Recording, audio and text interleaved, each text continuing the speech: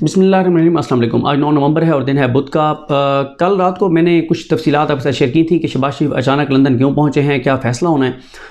बात करेंगे आज ताज़ा तरीन इस वक्त सूरत हाल है क्या। शहबाज शरीफ लंदन पहुँच चुके हैं और शहबाज शरीफ ने लंदन में जो गुफ्तगू की है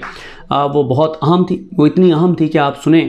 कि जब उनसे पूछा गया कि मियाँ साहब बताएं कि नए आर्मी चीफ़ के वाले से क्या डिस्कशन हुई है, क्या करने जा रहे हैं, क्या आपकी मुलाकात हुई है, तो बल्कि मैं आपको सुनाई देता हूँ तो आपको अंदाज़ा हो कि माशाल्लाह कितनी ये संजीदा मुलाकात थी। तो इससे आपको जो है वो अंदाज़ा हो जाएगा। ये फरीद कुरैशी साहब जो एयरवे के रिपोर्टर हैं, उन्होंने इसको ट्वीट भी किया हुआ है। ये ज़रा मैं पहले आपको सुना दूँ, फिर मैं आपको कुछ चीज़ें जो है वो आपके सामने रखता हूँ।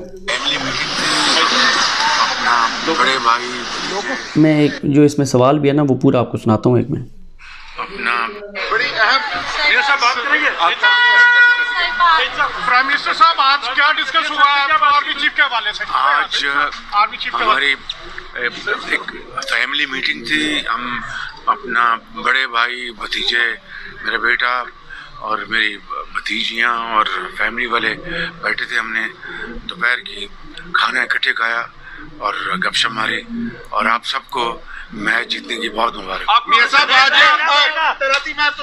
ये जनाब उन्होंने अहम तरीन प्राइम मिनिस्टर पाकिस्तान ने गुफ्तगू की। आप अंदाज़ा लगा लें कि किस तरह से पाकिस्तान का निज़ाम चल रहा है, पाकिस्तान कैसे चल रहा है। देखिए, एक तो इमरान खान साहब का ये जो बयानिया है उसकी ये जीत है, जो इमरान खान हमेशा कहते हैं कि पाकिस्तान जो है बदकिस्मती से ये 22-23 करोड़ का जो मुल्क है पाकिस्तान, इस्लामी जमहूरिया पाकिस्तान एक न्यूक्लियर पावर है। और हालात ये हैं कि इसके फ़ैसले जो है वो इस वक्त लंदन और रियाज़ में हो रहे हैं। एक तरफ जो हमारे प्राइम मिनिस्टर हैं वो लंदन पहुँचे हुए हैं, वो वहाँ पर मुलाकातें कर रहे हैं अपने भाई के साथ। और किस भाई के साथ? उनके भाई होंगे, बिल्कुल होंगे और हैं, लेकिन एक फ़ैक्ट है और वो है, किसी को पसंद ये बात आए या ना आए, लेकिन पाकिस्तान के आइन और कानून के मुताबिक मियाँ मोहम्मद नवाज शरीफ जिनका नाम है वो एक इश्तियारी हैं, फ़रारी हैं, मफरूर हैं, भगोड़े हैं कानून की नज़र में। और इस्लामाबाद हाई कोर्ट ने एक फ़ैसला दे रखा है जिसमें उन्होंने वफाकी हुकूमत को ये डायरेक्शन दे रखी है कि वफाकी हुकूमत इस सज़ा याफ्ता मुजरिम को, जो पाकिस्तान से झूठ बोल कर फ़रार हुआ है,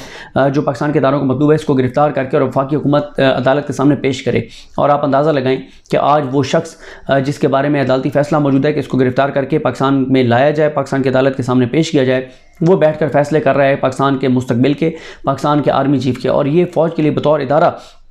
बहुत बड़ा सवाल है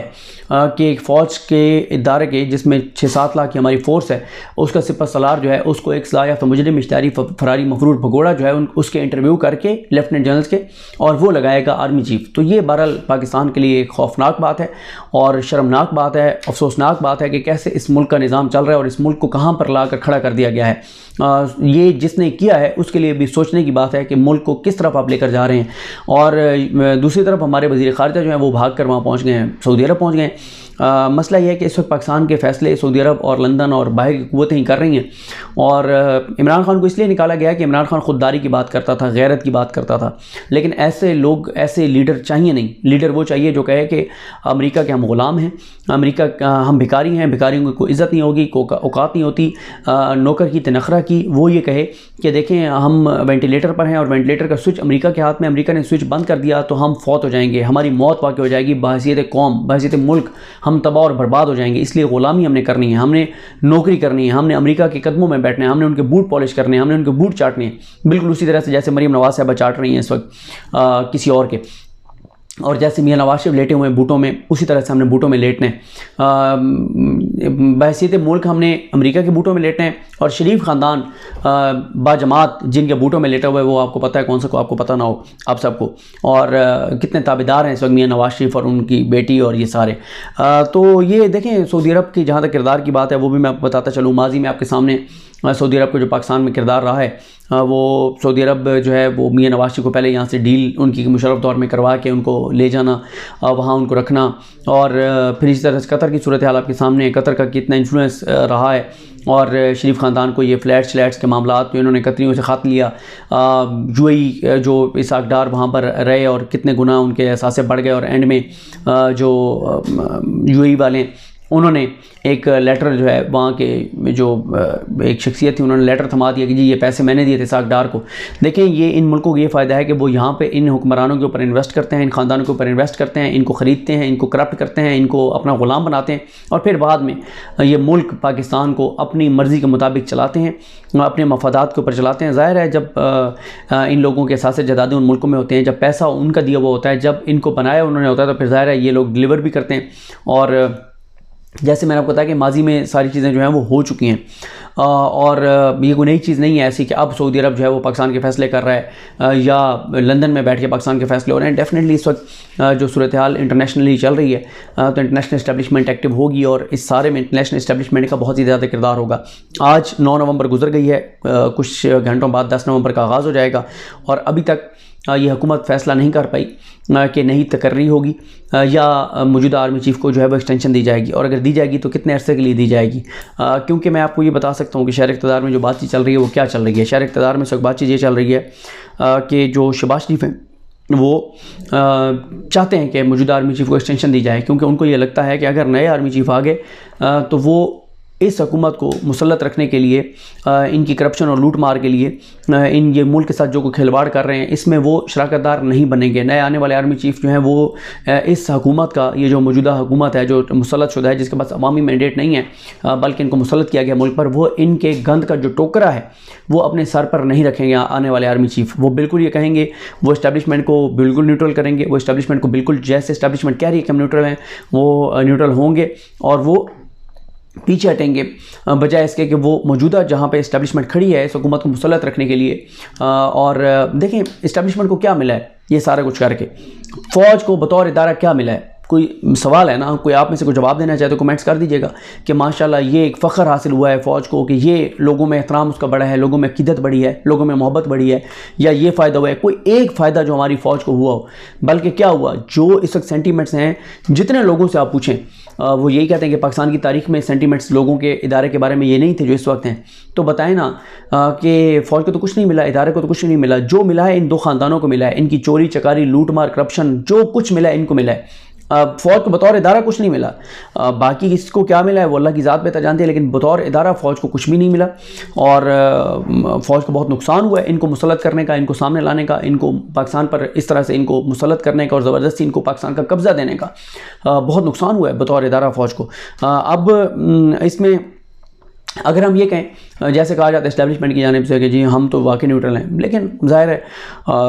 पूरे पाकिस्तान को नज़र आ रहा है कि ये कैसी एक हुकूमत है जो 2 वोटों पे खड़ी है और 8 माह में कोई एक इत्तेहादी भी नाराज़ नहीं हुआ। इमरान खान से तो हर दूसरे दिन इत्तेहादी नाराज़ हो जाते थे, इमरान खान से तो अपनी पार्टी के लोग नाराज़ हो जाते थे, इमरान खान को तो सारे ब्लैकमेल करते थे। ये कैसी एक हुकूमत है 8 माह में जो 2 वोटों पे खड़ी है, जो इत्तेहादियों को मिला भी कुछ नहीं है, MQM को कुछ नहीं मिला, मैंगल ग्रुप को कुछ नहीं मिला, ANP को कुछ नहीं मिला, गवर्नर 2 लगे नहीं हैं वहाँ पे,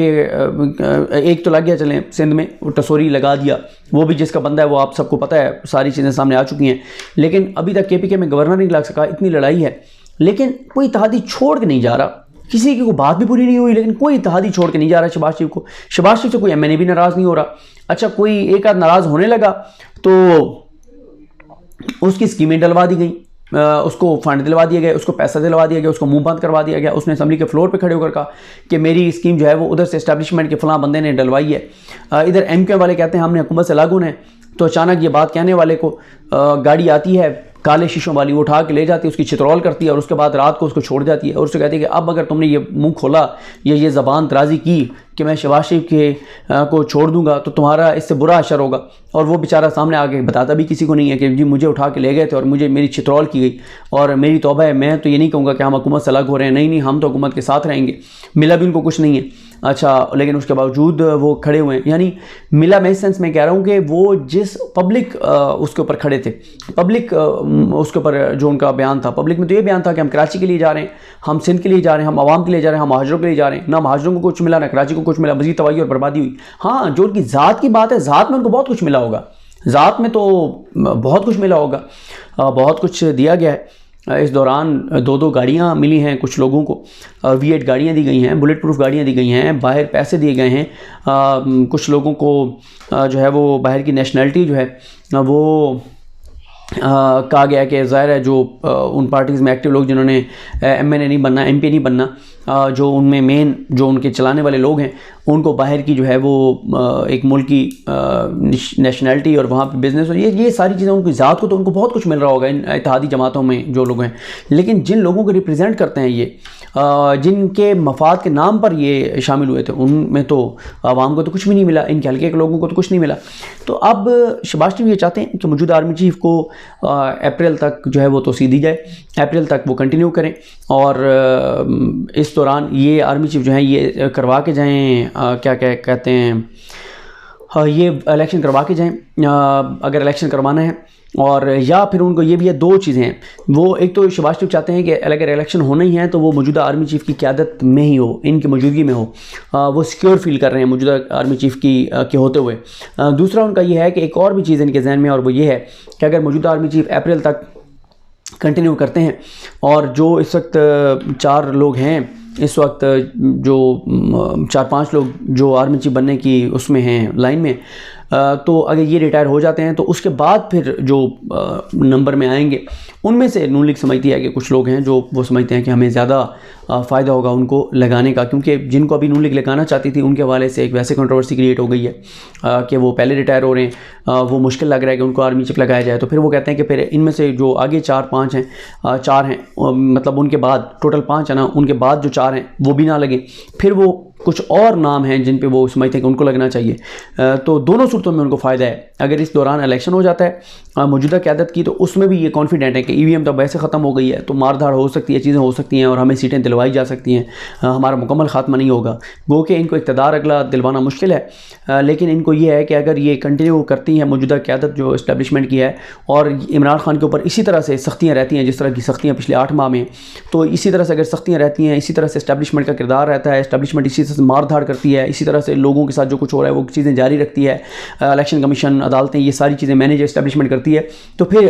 शहबाज शरीफ कॉन्फिडेंट हैं कि किसी वक्त भी इमरान खान की तायत नाइली हो जाएगी, इमरान खान की कुछ और, क्योंकि देखें सारे मंसूबे जब नाकाम हो गए तो आखिरी यही था कि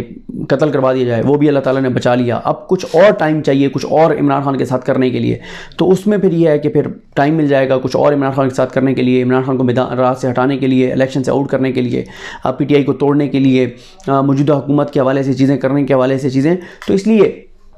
वो ये चाहते हैं कि हर सूरत में उनको सूट करता है कि मौजूदा जो क़यादत है वो कंटिन्यू करे अप्रैल तक, और दोनों सूरतों में अप्रैल तक दरमियान में इलेक्शन हो जाते हैं तो इनको कुछ ना कुछ सीटें जो है वो ज़्यादा मिल जाएंगी, नहीं तो इमरान खान को वो क्रश कर देंगे जितना वो कर सकते हैं। तीसरा ये है कि अगर ये चले भी जाते हैं अप्रैल में और इलेक्शन नहीं भी होता तो फिर कुछ और ऐसी शख्सियात आ जाएंगी जो नून लीग समझती है कि उनको बहुत ज़्यादा सूट करती हैं। तो शहबाज शरीफ तो बहरहाल पूरे इस वक्त ज़ोर लगा रहे हैं, जो नून लीग के करीबी हल्के बता रहे हैं, शहबाज शरीफ पूरा ज़ोर लगा रहे हैं कि मौजूदा जो क़यादत है वो कंटिन्यू करे। अब वो कंटिन्यू करते हैं नहीं करते, नवाज शरीफ मानते हैं नहीं मानते, और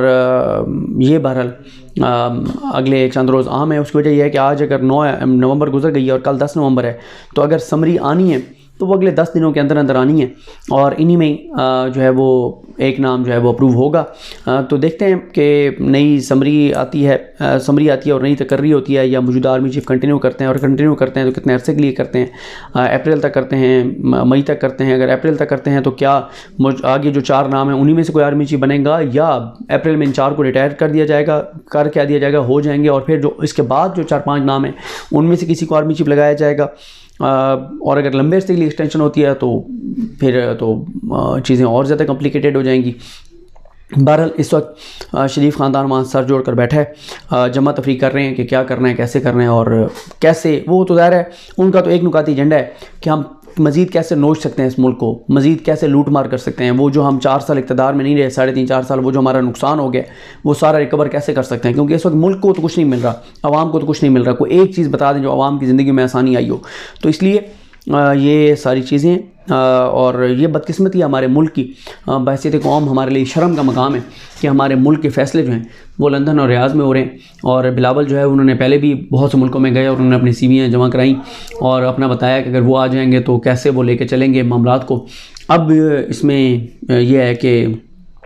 अगर ये हो जाता है, बिलावल जो है वो सऊदी अरब के साथ मामला आगे बढ़ा रहे हैं, वो वहाँ से अपनी चीज़ें कर रहे हैं, क्योंकि सऊदी अरब का भी जो मौजूदा चीज़ें हो रही हैं उसमें बताया जा रहा है कि बहुत आम रोल है,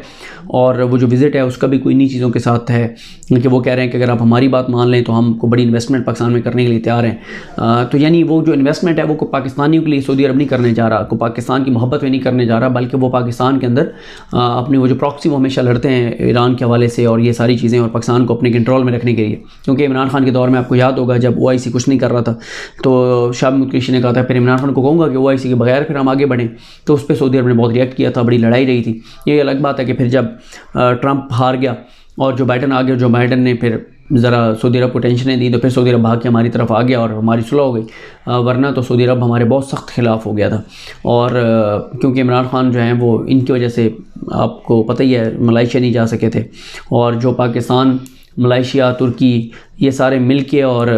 जो एक TV चैनल आ रहे थे इंटरनेशनल लेवल पे, वो भी पाकिस्तान को मना कर दिया, सऊदी अरब ने पाकिस्तान नहीं ला सका था। तो ज़ाहिर है सऊदी अरब का किरदार पाकिस्तान में है और वो हमें कंट्रोल करते हैं यही पैसा देकर, और अब यही है कि वो मशरूत पाकिस्तान के अंदर इन्वेस्टमेंट करना चाहते हैं, लेकिन इस शर्त पर कि उनकी बात मान ली जाए। और उनको पता है कि वो अपनी कहाँ पावर कहाँ पे है इस वक्त, और उस पावर को अगर वो अपने हाथ में रखते हैं तो फिर वो राज करेगा सऊदी अरब पाकिस्तान को, आइंदा जो वो कहेगा पाकिस्तान वही करेगा। तो बहरहाल देखते हैं चीज़ें किस तरह आगे बढ़ती हैं। अल्लाह ताला हमारे मुल्क पर रहम करे। चीज़ें तो अभी बहुत ख़राब हैं। स्कूलों में कल भी छुट्टी रहेगी 10 नवंबर को भी पिंडी में, और रावलपिंडी इस्लामाबाद के एंट्री पॉइंट्स के ऊपर, यानी इस्लामाबाद के एंट्री पॉइंट्स के ऊपर PTI के धरने जारी हैं, और बाकी जो हैं वो पूरे मुल्क में एहतजाज PTI ने ख़त्म कर दिया है। कल से लॉन्ग मार्च का दोबारा जो है वो आगाज़ हो रहा है, और अभी चेक करेंगे कि नई हिकमत अमली PTI की है क्या। मुझे अपनी दुआ में याद रखें। हम सब हामी नासरो। अल्लाह हाफ़िज़।